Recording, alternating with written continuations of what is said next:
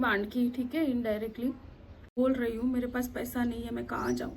और तब तो गाइज मैं मम्मी के घर पे भी नहीं रहती थी। हाँ, तुम है ना अच्छे से जॉब ढूंढ लो, जॉब करो, जॉब मैं दिलवा दूंगा तुमको। आएंगे परसों आएंगे, तो आप वो मेंटली कांस्टेबल ही था, बिलो लेवल, ठीक है, जो लोअर लेवल के होते हैं वो ही। हाय गाइस, कैसे हैं आप सब? आई होप आप सब अच्छे होंगे। मैं बस ठीक होने की कोशिश कर रही हूँ। आप लोग मुझे बहुत सपोर्ट, प्यार, पॉजिटिविटी और पावर देना, मुझे कमेंट्स में अपना प्यार देना, सजेशन भी देना। मुझे अच्छा लगता है जब आप मुझे कहते हैं कि दीदी आप अपना ख्याल रखो। तो guys, thank you so much for that. और मैं ये हर वीडियो में आपको कहती रहूँगी। तो उसके रिटर्न में आपका मुझे सपोर्ट चाहिए यूट्यूब चैनल को ग्रो करने के लिए। मुझे जल्द से जल्द 4000 वॉच आवर्स भी कंप्लीट करने हैं गाइस, जिससे मुझे सपोर्ट मिल सके। बस इतना सा चाहती हूँ आपसे। दूसरी बात ये कहना चाहती थी कि जो मेरी प्रीवियस वीडियो है जो रिलीज़ हुई है, शायद आज दोपहर को जो रिलीज़ हुई, उसमें मैं एक चीज़ और बताना ऐड करना भूल गई कि वो भी एक इंसिडेंट था कि जो शुरू में आए थे तो हमने पुलिस कंप्लेंट करी थी, पुलिस में एक एप्लीकेशन दी थी, ठीक है। तो जब हम यहाँ पे गए तो 6 महीने के ऊपर टाइम हो गया था, ये महिला संस्था गए तब। तो वो 6 महीने तक पुलिस कंप्लेंट के लिए मैं रोज़ जाती थी गाइस, मैं रोज़ जाती थी। वो कंप्लेंट का क्या हुआ क्या हुआ, जब मैं अकेले जाती थी और मुझे कुछ पता नहीं था। मेरा सिचुएशन ऑलरेडी मैं आपको बता चुकी हूँ कि कैसा था। मैं जैसे बिल्कुल है ना, ऐसे डेजर्शन में जो इंसान घूम रहा होता ना, जैसे रण प्रदेश में अकेला, वैसी कंडीशन में, वैसे मेंटल स्टेट में मैं पुलिस स्टेशन जा जा के रोज़ पूछती थी। पुलिस चौकी भी थी, जो हमारे एरिया में चौकी होती है, उससे ऊपर पुलिस स्टेशन होता है। तो वो लोग मुझे पुलिस स्टेशन से पुलिस चौकी पुलिस ये सब मुझे 6 महीना कराया। और मेरे साथ एक बार तो एक वकील भी आया था, उसने तो कुछ करा ही नहीं, उसने पुलिस वालों को कुछ बोला नहीं था, कुछ नहीं। पुलिस वालों ने जो बोला लेके मुझे बाहर निकल गया था। और पुलिस वाले मुझे एक ही बात कह रहे थे 6 महीने तक कि अभी तो साहब नहीं है, ये साहब नहीं है, वो देखेंगे, ये साहब नहीं है, वो देखेंगे। शुरू में तो मुझे 2 महीने तक तो ऐसे भगाया कि आपकी कंप्लेन यहाँ नहीं हो सकती, आपकी कंप्लेन तो कर्नाटक में हो सकती है, क्योंकि आपके ससुराल वाले वहाँ पे है ना, तो आप वहाँ पे जाओ और कंप्लेन करो। समझो आप, मैं गुजरात में हूँ, मैं यहाँ पे रह रही हूँ, ठीक है। एड्रेस दिया था, मेरी मम्मी के घर का एड्रेस दिया था, तो एज़ पर लॉ वो लोग कंप्लेन ले सकते हैं। शादी मेरी यहाँ पे ही हुई थी अहमदाबाद में, और सब कुछ यहीं पे था, उन लोगों का ठिकाना भी यहीं पे था। जो हमारी इनविटेशन कार्ड होती है शादी की, वो भी दिया था, उसमें एड्रेस था वो यहीं का था, सब कुछ यहीं का था। लेकिन उन लोगों को मेरी कंप्लेन लेनी ही नहीं थी, पकड़ के रखनी थी ना, बंद करनी थी, ताकि मैं जाके वो लोग मुझे बुलाते, अब देखो कल आओ, हो सकता है तो कल बात करा देंगे, कल आएंगे, परसों आएंगे। तो आप वो मेंटली आप उसमें ट्रैप होते ही रहो, आप कुछ और सोच ही ना पाओ। ये सब मेरे साथ 6 महीने 7 महीने तक कुछ चला था। फिर महिला संस्था में गए तो हमने बताया था कि ये चीज़ें हो रही है। तो पता है वो क्या कहती है कि हाँ, तो पुलिस वाले थोड़ी ना कभी कुछ गलत करते हैं, मतलब आप समझ रहे हो, एक दूसरे को ही सपोर्ट कर रहे हैं वो लोग। वो वकील है, वो महिला संस्था चला रही है, मैं उनको बोल रही हूँ मेरे पास पैसा नहीं है, मैं कहाँ जाऊँ। और तब तो गाइज मैं मम्मी के घर पे भी नहीं रहती थी, बहुत स्ट्रगल कर रही थी, एक एक दिन निकालने के लिए एक एक रात में हज़ार मौत मरती थी। आज भी मर रही हूँ, पर मैं वो गेम को ही नहीं समझ सकती थी कि मेरे साथ चल क्या रहा है। मुझे हर बार बोला जाता कि व्यवस्था में गए हैं, वो व्यवस्था में गए हैं। मुझे नहीं पता भाई कौन व्यवस्था में गया है, किसकी बात कर रहे हो, कब आएंगे, क्या जवाब। नहीं, उनको मेरे पेपर्स खुले रखने हैं, ख़त्म नहीं करना है, ताकि हम आगे बढ़े। फिर 6 महीने के बाद मैं वकील जो था ना उसको लेके गई थी, दूसरा वकील। तो वो आया, मुझे लगा उसने बहुत बड़ी बड़ी बातें की, ये वो सब कुछ। और फिर लेके गया सेम चीज़, ऊपर से नया चीज़ वो लेके आया, कांस्टेबल ही था भी। वो बोल रहा है, मुझे एक स्टोरी सुनाई किसी सूरत की, ऐसे बना के स्टोरी सुनाई कि डिमांड की, ठीक है, इनडायरेक्टली कि सूरत का भी एक ऐसा किस्सा था, उसका भी ऐसे शादी हो गया था, लड़की की एज भी आपके जितनी थी, छोटी सी। तो हमने तो उनको उनका सॉल्यूशन ला दिया, लेकिन फिर उन लोगों ने हमको 50,000 रुपये दिए, ये बताया। और मेरा वकील कुछ नहीं बोल रहा है। मुझे समझ ही नहीं आ रहा है कि वो डिमांड कर रहा है पैसों की। मैं बस ऐसे ही वो बता रहे हैं, और हम है ना, मुझे ना कहना नहीं आता था, हम सब पे भरोसा कर, बिल्कुल इनोसेंट सी मैं खड़े खड़े अच्छा सर, ठीक है सर, ये कर रही हूँ मैं। मुझे समझ ही नहीं आ रहा है गाइस, मैं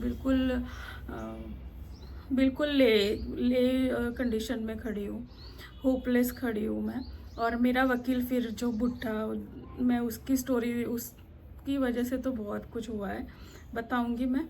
वो मुझे लेके आके बोल रहा है, अच्छा तुम एक काम करो, अपना निकलवाने के लिए, मुझे मेरा सिचुएशन नहीं जो रहा है, नहीं देख रहा है, कि एक काम करो ना तुम, है ना, अच्छे से जॉब ढूंढ लो, जॉब करो, जॉब मैं दिलवा दूंगा तुमको, और तुम अच्छे से जॉब करो, ये सब मैं देख लूँगा, फिर हम लोग सब देख लेंगे, लीगल कोई बात नहीं हो रही है गाइस, ठीक है। और फिर मैंने जब इन मैडम को बोला कि पुलिस वाले ऐसा करे, तो बोले, बहुत ही रूड तरीके से मुझे बोल रहे कि जैसे मैंने कोई गुनाह कर लिया। आप बोलोगे तो सही कि पुलिस में कंप्लेन नहीं हो रही है, वो लोग कुछ नहीं कर रहे हैं ऐसा। मुझे धक्का खिला रहे हैं, वो तो मुझे तब पता ही नहीं था, तो मैंने वो बोला भी नहीं है अभी पुलिस वालों के, वो मुझे धक्का खिला रहे हैं। मुझे तो लगा जो चल रहा है ऐसे ही प्रोसेस होती होगी। तो मैं हर रोज़ मैं जाती थी गाइस, आप बोल रहे हो ना कि क्यों इतने साल केस में, हर रोज़ जाती थी। ना दिन को चैन होता था, ना खाना मेरे पास होता था, ना पानी का कोई बर्तन होता था, और कुछ भी करके लाश के जैसे दिन निकाल रही हूँ, दिन गिन रही हूँ, घड़ियाँ गिन रही हूँ, एक एक सेकेंड गिन रही हूँ। और मैं वहाँ पे जाके मुझे ये सुनने को मिल रहा है कि पुलिस वाले हैं, पुलिस वाले थोड़ी कोई गलत करते हैं, वो लोग तो जो करेंगे सही ही करेंगे। मैं, मेरे दिमाग में क्या ठूसा जा रहा है आप सोचो। और हम सब जानते हैं कि क्या होता है, पूरा इंटरनेट भरा हुआ है कि क्या व्यवहार होते हैं। तो ये सब बातें हुई, और ये वीडियो 60 मिनट की हो चुकी है अभी, मैं शायद उसको फास्ट ट्रैक में लगा दूँ। बस यही बात करनी थी मुझे आपसे।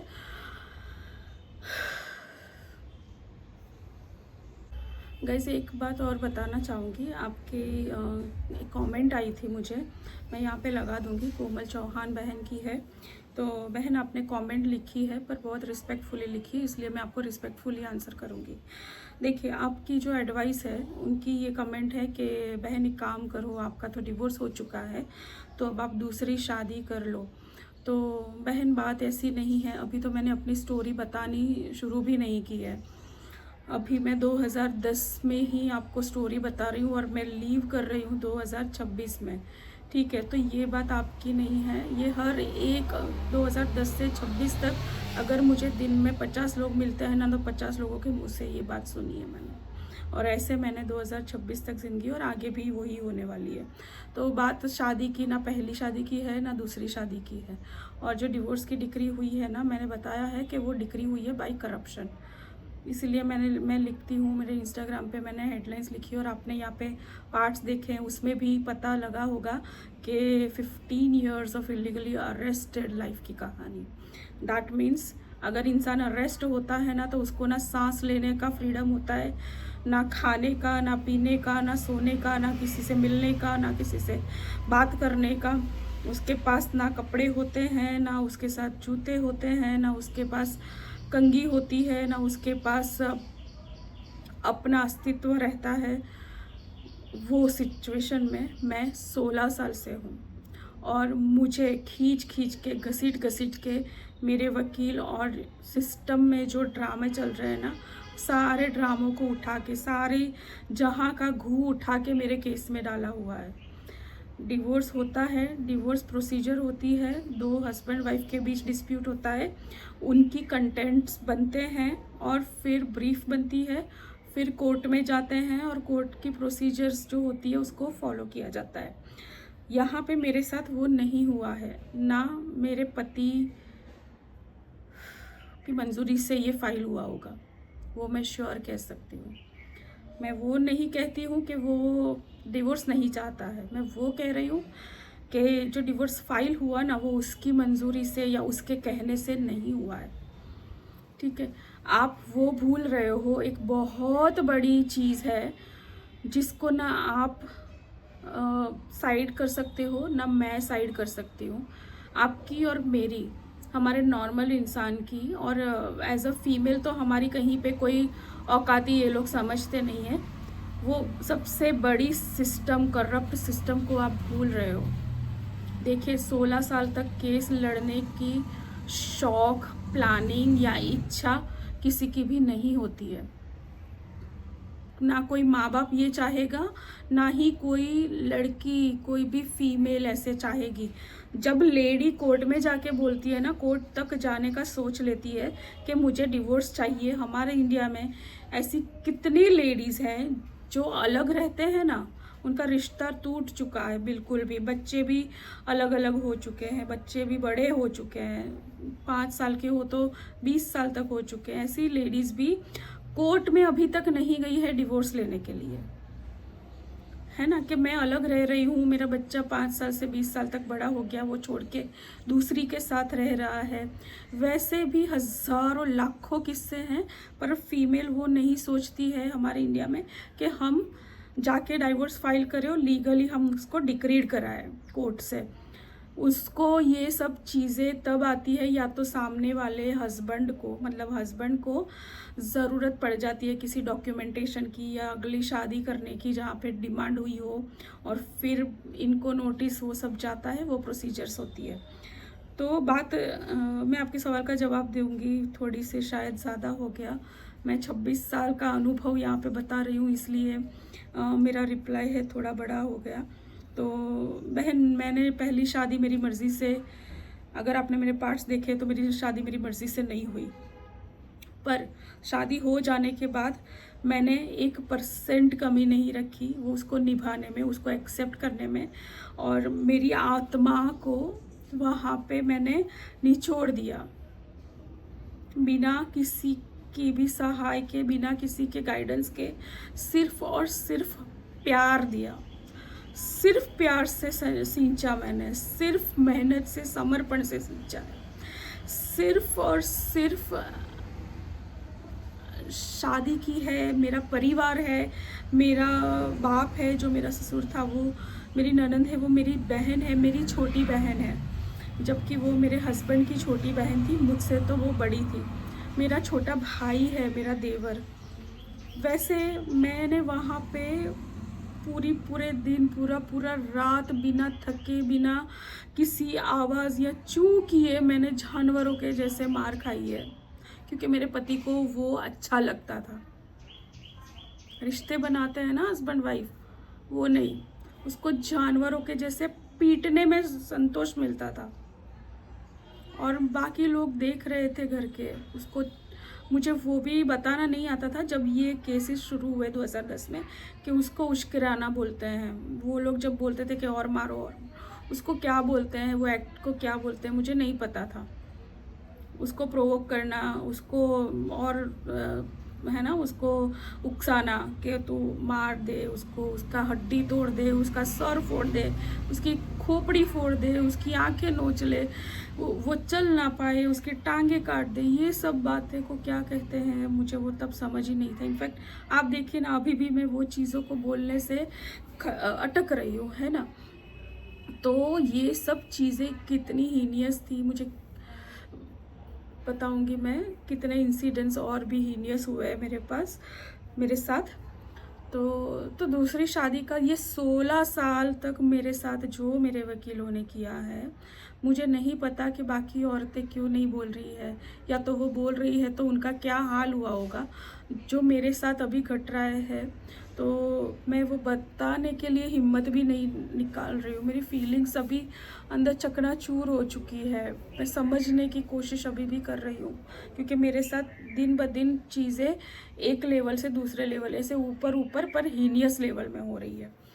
तो शादी का तो अभी वो आता ही नहीं, और वैसे भी हमारे इंडिया में मुझे जब तक समझ आया है और मैंने कई रियल किस्से भी देखे हैं, सुने हैं, एक्सपीरियंस किए हैं।